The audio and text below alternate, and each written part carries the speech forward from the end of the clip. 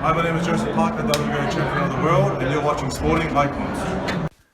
Right, so following the WBC heavyweight world rankings, I thought I'd do the WBA just so everybody is up to speed as to what it currently is, because things will be changing over the next few weeks, couple of months, so we can compare it.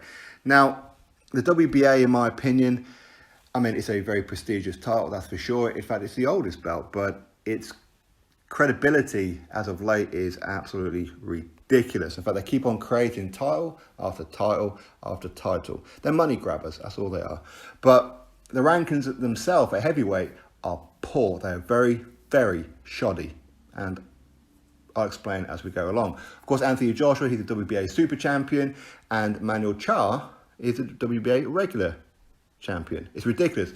They promised to get rid of the regular title a long time ago when the regular and the super champion fight each other, but clearly they're not doing that, because otherwise the regular world title will be disbanded by now at welterweight, when it was unified between Keith Thurman and Manny Pacquiao. But again, it's all about money, isn't it? So Manuel Charr, who hasn't had a fight in 2-3 years now, is just getting absolute madness, really is. And Robert Helenius is the gold champion. Again, he never won that belt after he beat Adam Kownacki, because that belt was created for Joe Joyce. Joe Joyce never lost it, so quite how he's got the world this gold title and is even ranked all up there as if the gold title is something worthy, it's beyond me. Number one is Trevor Bryan, Don King fighter, and is the interim WBA World Heavyweight Champion. Again, hasn't had a fight in 2 or 3 years. It's ridiculous, but apparently he will be fighting Chris Lovejoy, and I fully expect Christopher Lovejoy to punch him upside down.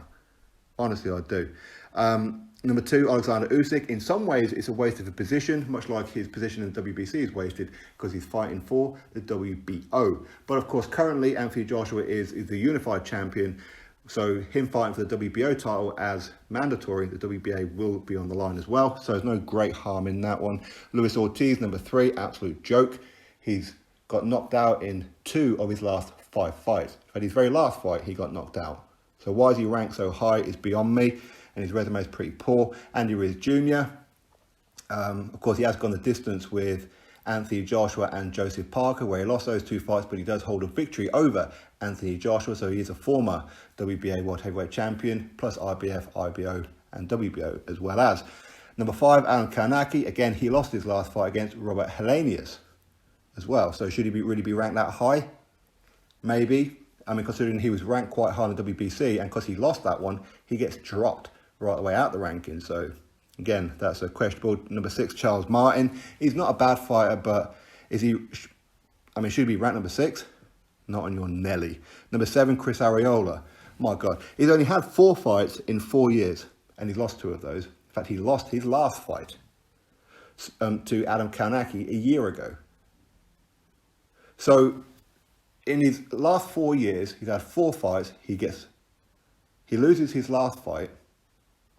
He gets knocked out or stopped by Deontay Wilder and fights 2 journeymen, and he's ranked that high. Why do they do that?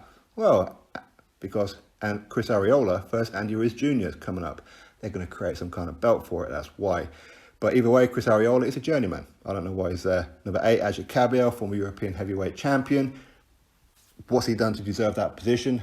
No idea. His only one victory of note is Derek Chisora, where Derek Chisora turned up to Monte Carlo without his coach.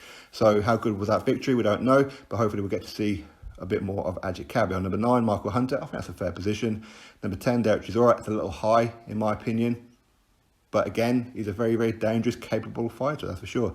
Number 11, Kubrat Pulev. Waste of a ranking. Again, he's a very, very inactive fighter. Doesn't risk it, his position whatsoever. But he is the IBF mandatory, so he's going to be taking on Anthony Joshua anyway as the IBF mandatory. So again, it's a bit of a wasted position. But of course, the WBA belt will be on the line as well as. Number 12, F.A. Jagba. F.A. Jagba, very, very heavy-handed opponent. He did get dropped. Was it his last fight or the fight before by journeyman? But again, he's a prospect. He shouldn't be ranked that high, in my opinion. Sergey Kuzmin, he lost his last fight and he's supposed to take on Martin Bakole on August 22nd, but he's pulled out of that fight for whatever reason. Again, is that a good position or not? It's debatable. Number 14, Chris Lovejoy. As I said, he's going to be taking on Trevor Bryan, and I fully expect him to punch up Trevor Bryan. He's very, very heavy-handed puncher. And number 15, Fraser Quendo. What on earth? He hasn't had a fight in 250 years. In fact, he's 250 years old. So why is he even ranked in the top 15 is beyond me. I know there's some kind of legal disputes. Either way, last time he fought several years ago, he lost. Absolute joke. So that's the WBA. Drop your thoughts below, click thumbs up, subscribe. Catch you all in the next video.